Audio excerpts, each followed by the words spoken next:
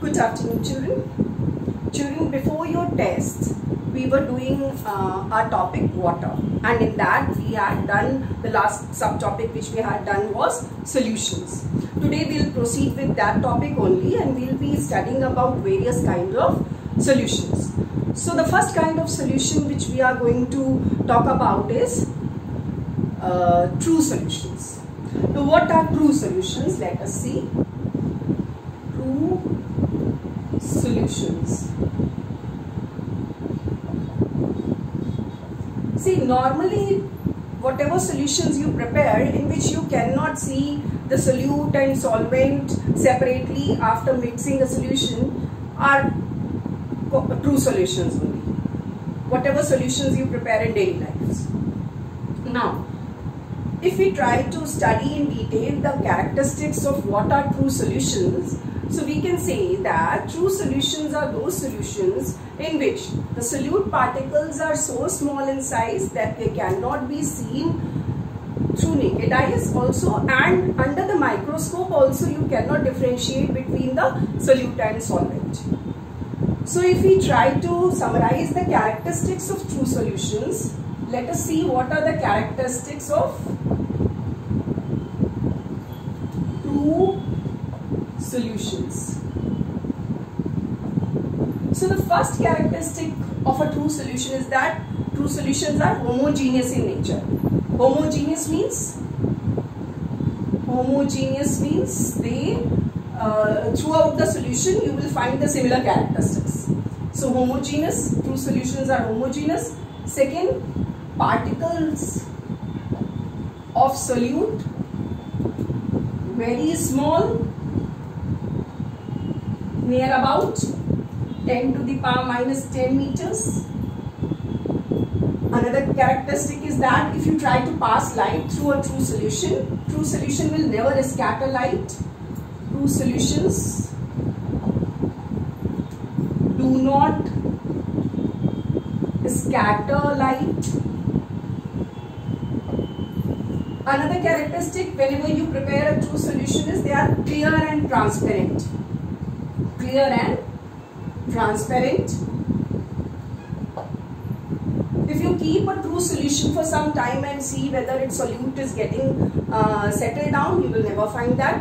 True solutions, solute particles do not settle down.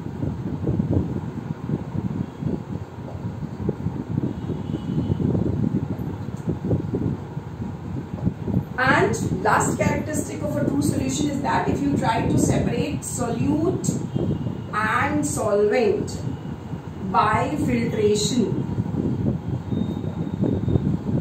solute and solvent by filtration, solute and solvent cannot be separated by, can't be separated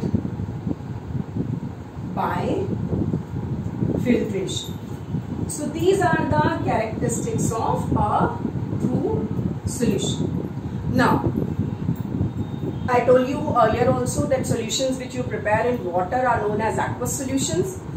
There are certain other solvents also in which you can prepare the solutions like petrol, benzene, carbon disulfide. All these compounds can also be used to prepare the solutions, but they are non-aqueous solutions. They will be known as non-aqueous solutions. Now, after true solutions, the next type of solution which we are going to discuss about are dilute solution and concentrated solution. Now, what is a dilute solution? If I ask you what is a dilute solution, see, a dilute solution is a solution in which relatively smaller amount of solute is present as compared to mass of solvent. Smaller amount of solute as compared to mass of solvent, then that will be known as a dilute solution. Now, concentrated solutions. concentrated solutions are those solutions in which comparatively larger amount of, or more amount of, you can say, more amount of solute is present than mass of solvent. So these are the dilute and concentrated solutions. The next type of solution which we will see are known as saturated and unsaturated solution. So you must have heard these terms earlier also. A saturated solution, what it is? Saturated solution is, a saturated solution is that solution which cannot hold any more amount of solute at a particular temperature. So a saturated solution is one which cannot hold any more solute at a particular temperature. Now, suppose you have some water and you start dissolving a certain substance in it. Keep dissolving at that same temperature. A stage will come when you cannot dissolve more of the solute in that. That means you have prepared a saturated solution of that salt. Now, a saturated solution, if you keep it in a, suppose you lower down the temperature. You have made saturated solution at certain temperature, and then you cool it down, means lower its temperature. Then what will happen? As you lower down the temperature of the solution, the solubility of the solute will decrease. As the solubility of the solute will decrease, what will happen? Some amount of the solute will be separated as crystals. So, if I say what will be the effect of decreasing the temperature?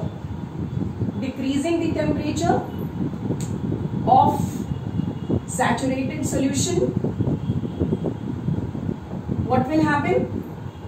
Solubility of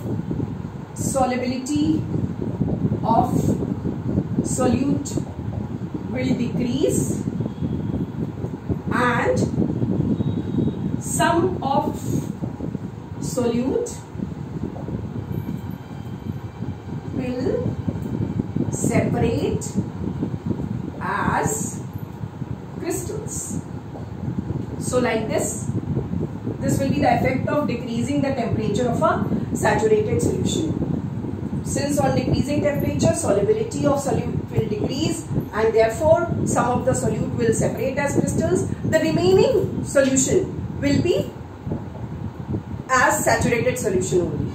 The extra amount of the solute which was dissolved at a higher temperature, but now you have lowered the temperature, so that extra amount will crystallize, but the remaining solution will be the saturated solution. Now, what will be the effect of, suppose we heat the saturated solution and increase the temperature?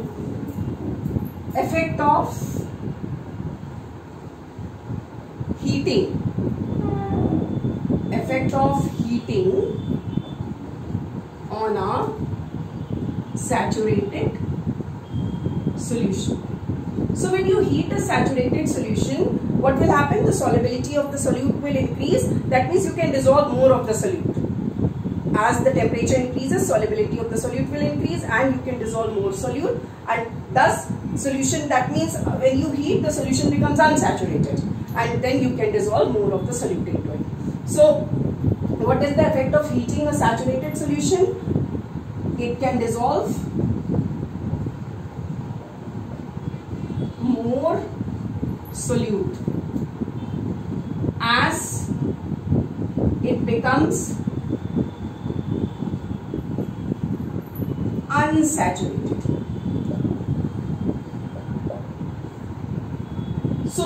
Now let us once discuss what is this term unsaturated.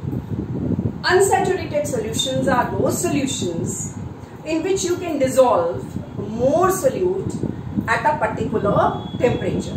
That means at a specific temperature, a solution in which you can add more of the solute will be called as unsaturated solution.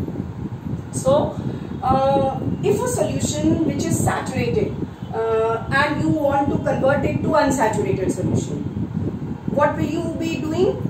You either heat the saturated solution, or there is one more way of converting saturated solution to unsaturated solution, that is saturated solution can be converted to unsaturated solution.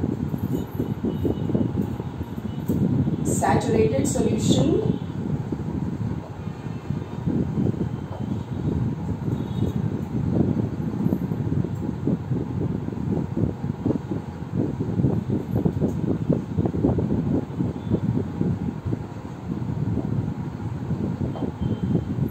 how?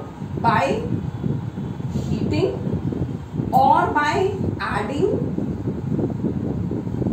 more of solvent. You increase the amount of solvent, then also the saturated solution can convert to unsaturated solution. So this is all about saturated solution. Now let us see once more the unsaturated solutions. If I try to define unsaturated solution, how will you define it? You will say that unsaturated solution is one which can hold, in which you can add, in which more of solute can be added at a particular temperature. So this is all about saturated and unsaturated solutions. Children, there are certain solutions which are also known as supersaturated solution. A supersaturated solution means once the solution has become saturated, you are trying to add more solute to it. And if it is able to hold it, then that will be known as supersaturated solution. Means a saturated solution, if it is holding some extra amount of solute, then that will be known as a supersaturated solution at a particular temperature. How can you prepare that? Suppose you have prepared some saturated solution, heat it, add some more of the solute to it. What will happen? It will be able to dissolve that solute. Take that solute. Now cool that solution, bring it to room temperature, but the condition is that solution should not have any kind of disturbance. Disturbance like stirring or shaking the flask or scratching the vessel. Anything, any kind of such disturbance will do what? That supersaturated solution will leave that extra amount of solute which it has dissolved, and that extra amount will settle down and solution will again turn to saturated. So there are supersaturated solutions also which can be prepared. So this is all about dilute, concentrated, saturated, supersaturated, unsaturated solutions. That is all for today. In the next class, we'll study about water and its properties further.